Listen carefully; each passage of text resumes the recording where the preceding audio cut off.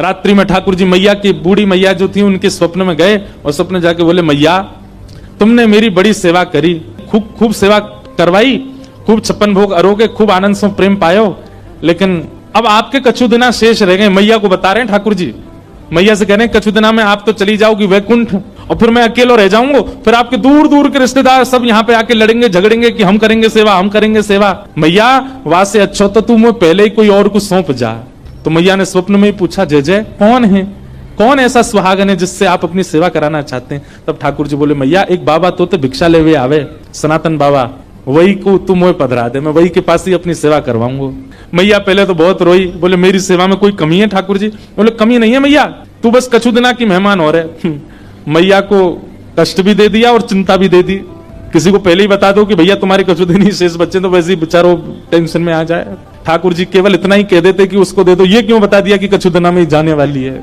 मैया को पहले चिंता हुई, बाद में मैया ने विचार किया कि ठाकुर जी सही कह रहे हैं, अगर मैं किसी को नहीं देके जाऊंगी तो रिश्तेदारों की नजर तो गड़ी है, क्योंकि दर्शनार्थी आते हैं, चढ़ावा चढ़ता है, और उस चढ़ावे के लोभ में कहीं ठाकुर जी को कहीं गलत स्थान पर ना ले जाया जाए। तो अगले दिन मैया ने श्रृंगार किया, भोग लगाया, इतने में बाहर सनातन गोस्वामी आ गए थे भिक्षा लेने।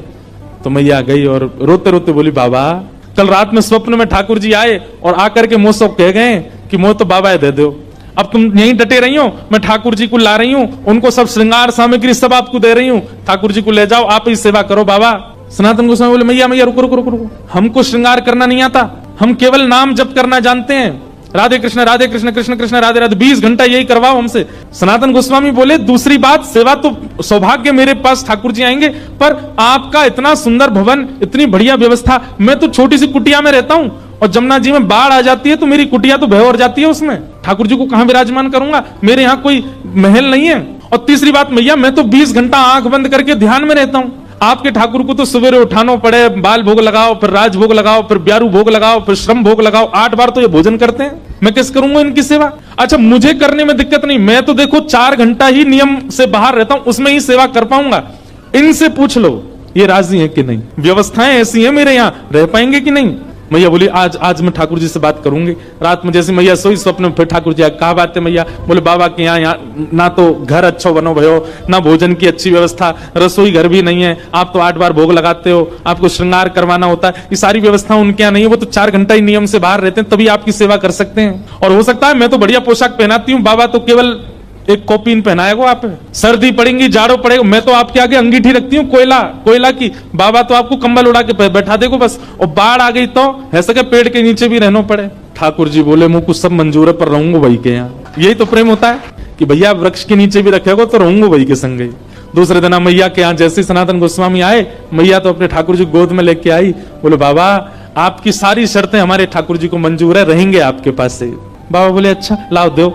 अब नेत्रों में आंसू भर रहे हैं कि बताओ, मैं नहीं चाह रहा हूं, ठाकुर जी खुद आ रहे हैं मेरे पास, ये मेरे भजन का बल है। अपने हृदय से लगा करके श्री मदन मोहन लाल जी को लेकर के आए, नेत्रों से अविरल अश्रुधार गिरते जा रहे हैं। ठाकुर जी, झोंपड़ी से महलों में जाते हुए लोगों को देखा, पर महल से झोंपड़ी में आते पहली बार देख रहा हूं मैं। चौकी भी नहीं है एक बैठाने के लिए, नीचे फर्श पे ही गोबर का ऊंचा सा एक बना दिया चौकटा, उसी पे बैठा दिए ठाकुर जी। सनातन गोस्वामी के हाथ पैर कांप रहे हैं, कहीं ठाकुर जी को कोई दिक्कत नहीं हो जाए।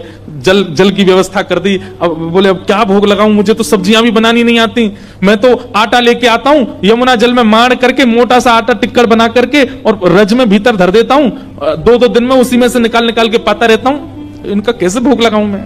सनातन गोस्वामी जाते और जाकर के आटा लेके आते, आटे में यमुना जल डाल के, ना नमक डालते ना कुछ, उसको मार के खूब मोटा टिक्कर बनाते, उसको बढ़िया कंडों में उपलों में सेक करके टिक्कर बन जाता, वही ठाकुर जी के आगे धर देते। जय जय जय पाऊं मैं तो। कहां 5 प्रकार की सब्जी, 3 प्रकार के मिष्ठान, 2 प्रकार की नमकीन और 2-2 प्रकार की रोटी पाने वाले ठाकुर जी अचानक से टिक्कर पे आ गए।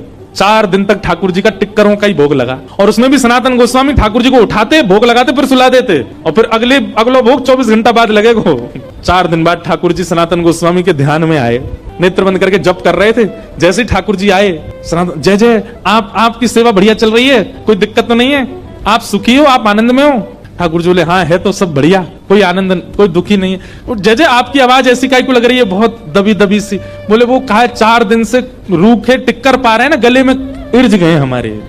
इर्ज ना समझते, गले में अटक गए हैं।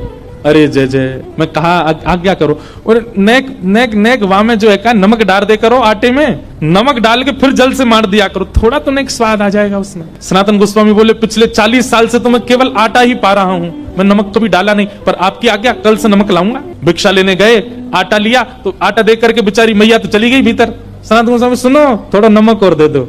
मैया बोली आ गया चटोरा घर पे, अभी तो नमक की क्या चले, अभी देखना क्या क्या आएगा तुम्हारे यहाँ। अब तो महाराज नमक लेकर के गए, जाकर के आटा में बोर के ठाकुर जी को पवायो। 4 दिन 5 दिन तक ठाकुर जी बढ़िया, अब तो टिक्कर में नमक है पाते हैं। 4-5 दिन बाद ठाकुर जी फिरते ध्यान में आ गए और खांसते भय आए।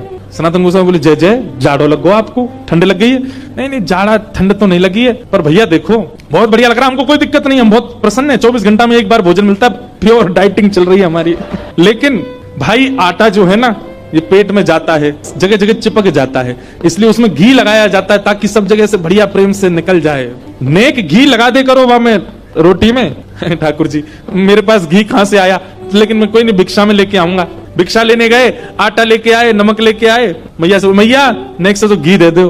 घी का एक सुंदर डिब्बा दे दिया। आप तो महाराज टिक्कर बनते हैं उसमें घी और लगता है। अच्छा सनातन गोस्वामी तो पिछले 40 साल से साधारण पाते थे, लेकिन अब वे भी पाते हैं तो उनको कहते हैं भाई स्वाद तो है, आनंद तो आ रहा है। और फिर चिंता होती है कि कहीं ऐसा नहीं हो मेरी जीभ चटोरी हो जाए इनके चक्कर में। अब तो घी लगा के पान लगे। 5-6 दिन की सेवा हुई, ठाकुर जी फिर आ गए और ध्यान में आकर के सनातन गोस्वामी जय जय, सब आनंद, कोई दिक्कत तो नहीं, सब बहुत बढ़िया है।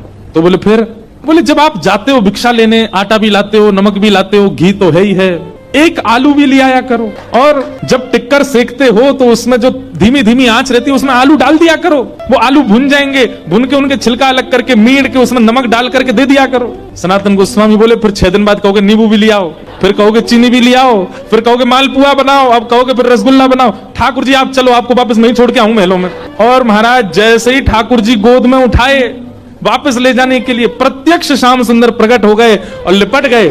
और मदन मोहन जी प्रकट होकर के बोले मैं रूखी रोटी में ही राजी हूं, रहूंगा तुम्हारे पास से, जाऊंगा नहीं यहाँ से, यहीं रहूंगा। हाँ हाँ